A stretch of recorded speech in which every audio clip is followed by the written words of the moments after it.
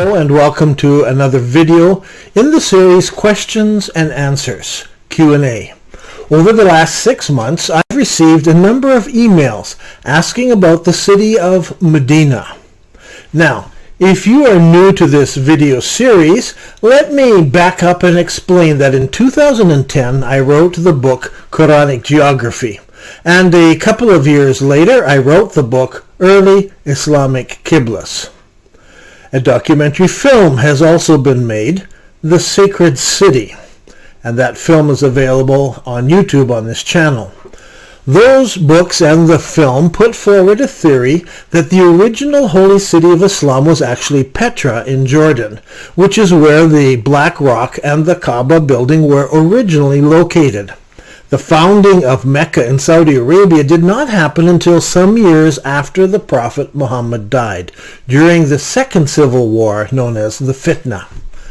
In the books and the media, I demonstrate that all of the mosques in the first 100 years of Islam faced towards Petra in Jordan. I propose and I defend the idea that Muhammad was born and raised in Petra, and Petra was the original location of Masjid al-Haram, with the Black Rock and also with the Kaaba building. And when we visit Petra, we find a foundation there, the foundation that fits the measurements given by al-Azraqi when he tells us the dimensions of the Kaaba building during the lifetime of Muhammad. All four sides are slightly different, and this is exactly what we find in Petra. Those measurements do not fit the Kaaba in Mecca. The Kaaba in Mecca comes later, after the Civil War. I then go on to provide over 50 other indications that support this idea in early Islamic Qiblas. Later, I made some YouTube videos and I demonstrated that some of the nations around Petra also referred to Petra as Mecca. Up until now, scholars have thought that references like this were errors and that the writers didn't know where the original Mecca was. They were making a mistake. But once evidence started to come that mosques all over the world during the first century of Islam all faced towards Petra, then it suddenly made sense. One of the many names of Petra was Mecca. It also had the name Mother of All Settlements, and there were other names that referred to the city of Petra. There's a lot of information that we've collected and put together. It's in the documentary film, The Sacred City, and there's more and new information that has come out. We've put it into YouTube format. Now, in this video series, I am attempting to answer or speak to the questions that readers and viewers have asked. And our topic today is the city of Medina. Where does it fit in all of this? Was Medina in a different location? The simple answer is no. Medina has always been Medina. Now, in order to back that up, that's where we need to understand a couple of things about the city of Medina. When Muhammad and his followers were persecuted, some of his followers emigrated to Abyssinia, that's Ethiopia. This was the first hijrah.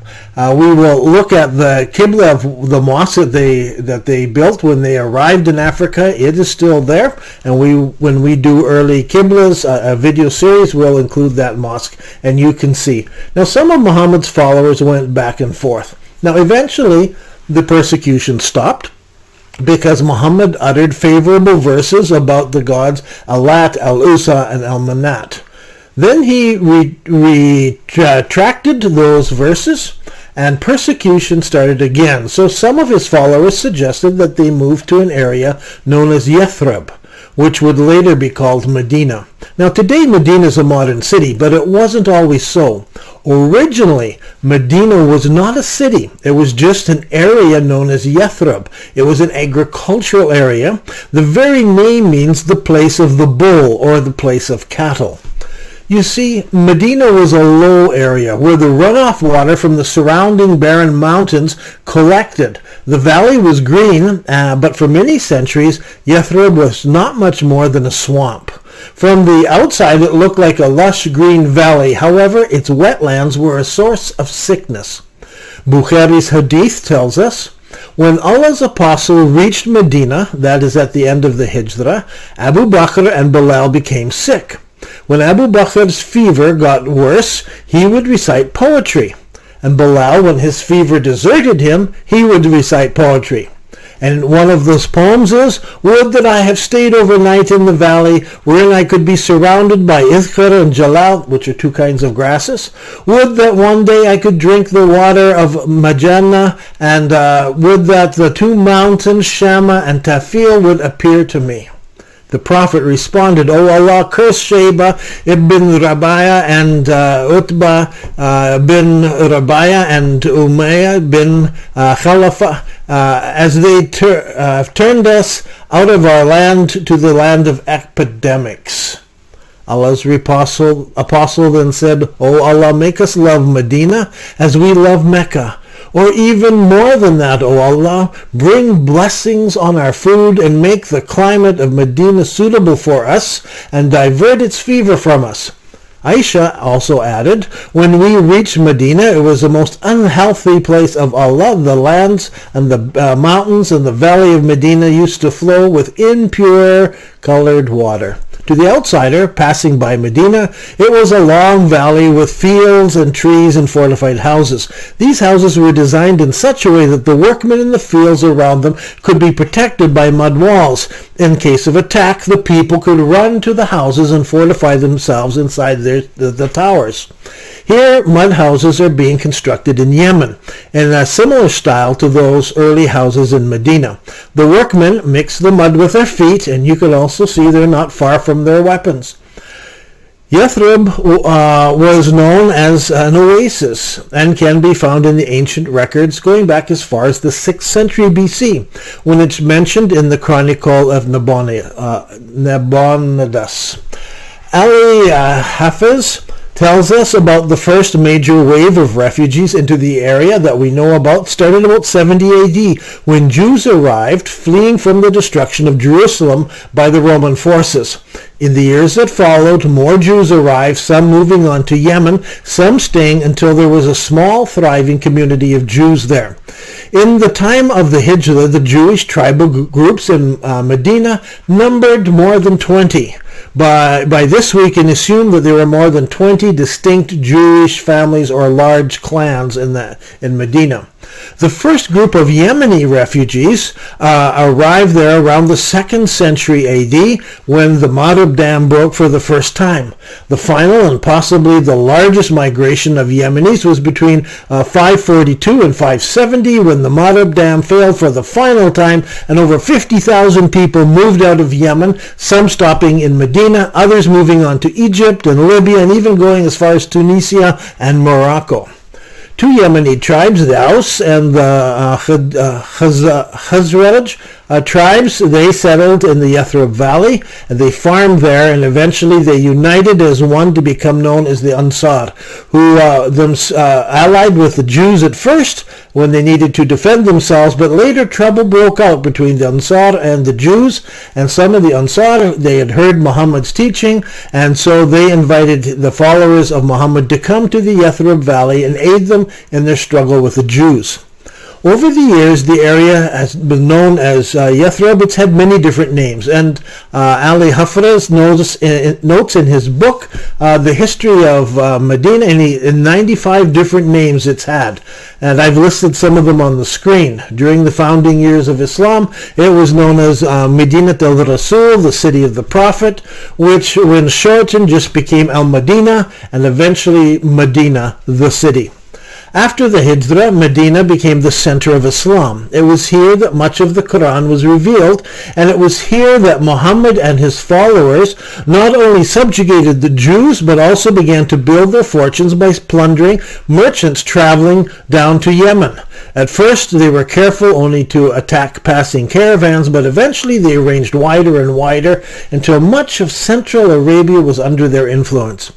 Following the death of Muhammad, the next two caliphs ruled from Medina. Abu Bakr did much to spread Islam within the Arabian Peninsula. His armies marched as far as Iraq and Syria. Umar was the next caliph, and during his reign he spearheaded the spread of Islam through the peninsula, and his armies defeated the Persians and the Romans, and he marched over into Egypt. As Medina was the city of a newly born Islamic state, it was here that administrative and financial rules were laid down. It was in Medina that Islamic principles and teachings were discussed and taught. Military buildings were built and centers of learning were constructed there. The third Caliph, Uthman, continued the spread of Islam by armed force, taking it over to Cyprus. And when Uthman was assassinated, then the Umayyads took over, and they decided to move the capital to Damascus in order to have better control of the growing empire. Later, starting in 63 after the Hijrah, Medina and Mecca became involved in rebellion against Damascus. During this time, a number of civil wars took place, and eventually the holy places were totally destroyed. When the Abbasids took control of the Islamic Empire in 132 after the Hijrah, Medina continued its state of unrest and rebellion until the Abbasids destroyed all of their opposition in Medina. Later, in the year 1058, that's 654 after the Hijrah, a volcano erupted in a place called Hubs, and it continued for 3 months. The lava flowed towards Medina, but it stopped 22 kilometers from the city proper. Now today, the city has over 1 million people in it. There is little doubt that the modern city of Medina is the one spoken about in early Islamic history. As I've mentioned, the earliest mention of this city is found in the records over 1,000 years before the Prophet Muhammad. This area, the layout fits exactly the descriptions of the early records, talking about it has the 2 mountains there, and Muhammad was there where he dug the ditch between the 2 mountains to defend the city from the Quraysh who were attacking from the north. They were coming down from the north into Medina. Since Petra was the founding city of Islam, it was in the north, and all of the caravans from Syria were going down to Yemen were passing by, and thus made them targets for Muhammad's bandits. The Quba Mosque was the first mosque built by Muhammad.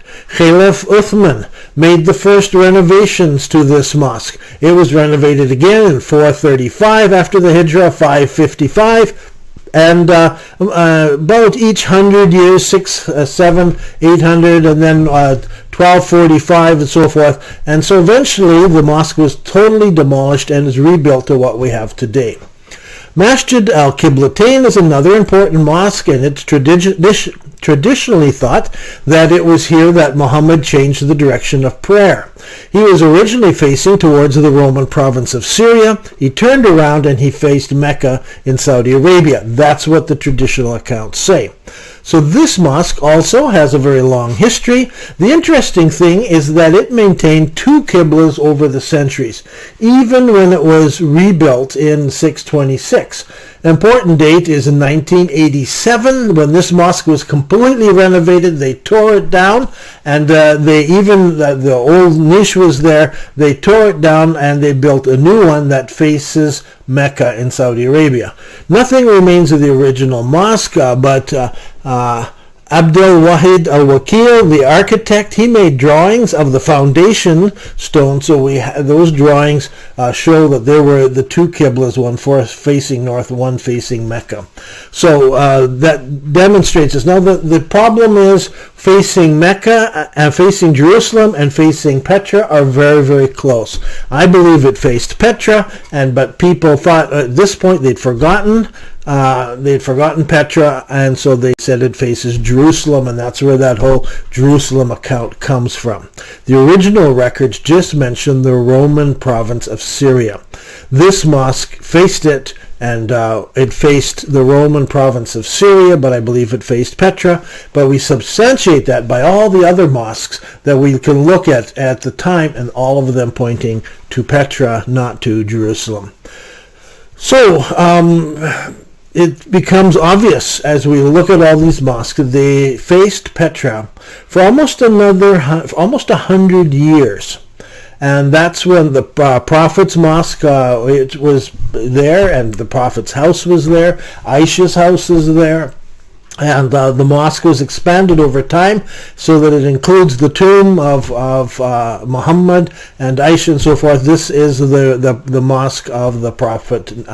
So it's called the Masjid al-Nabi that is there. So there are graveyards there. Baqi is there. It's a graveyard. Many famous people are buried there. So I really don't think there's another place that fits. As far as I'm concerned, Medina is definitely Medina. Now, some people wondered about how far the city is. Like, the distance between Petra and Medina is quite long. And this is only because they are used to the idea of Mecca being close by. But actually, it makes sense that it is this far apart. You can see the two mountains where the Muslims dug the ditch, and you can see that it took them sometimes several months to go from the holy city to Medina. Now notice that whenever the Quraysh and those with them attacked Medina, like in the Battle of the Trench, they always came from the north. Mecca's in the south, but the attacks always came from the north. Many Muslims know the story of how Abu Sufyan, known as Shakr bin Harb, he attacked Medina. He was beaten off. Did you know Abu Sufyan paid taxes to the Byzantines? He was given an army, he was given military supplies from the Byzantines based in Damascus so that he could attack Medina. How could he do that if he was in Mecca, which is south of Medina? Everything about Abu Sufyan speaks to us of a northern Arabia existence. Have a look at the video and the series about the Romans. Where were the Romans? So Medina fits Medina in Saudi Arabia. There's no question in my mind that the ancient Islamic records speak of Medina, and it's the same Medina we know today. Now, some people have written me and said maybe Medina is in a different place, but I don't see any supporting evidence whatsoever, just people guessing and speculating. Some people argue that Medina was too far from Petra, and I agree it was far, but as I have said, there are some trips that are recorded go for several months and so forth. So it was there. Now, if you think about where the Battle of Badr was, I have a video on that, video number 10. You can go back and look at that in the video series Archeology in Islam. I placed the Battle of Badr at Qasr al-Qastal in Jordan. It was the earliest known Muslim graveyard. And as long as Muhammad and his men raided just around Medina, the Romans never reacted. But once they penetrated far into Byzantine-controlled area, that's when the confrontation started. You can learn more about the proposed site of the Battle of Badr, as I said in video number 10 in Archeology in Islam. So now, in conclusion, I am suggesting only changes for the city of Mecca and the location of some of the villages and other places that were close by around Mecca. These, I believe, are references to the city of Petra, known in Greek as the mother of all settlements, and by the polytheists in Petra as Mecca, the Mecca. So, I'm Dan Gibson, and this has been another video in the series Q&A, Questions and Answers.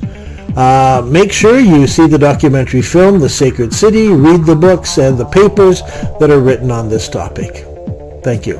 Bye-bye.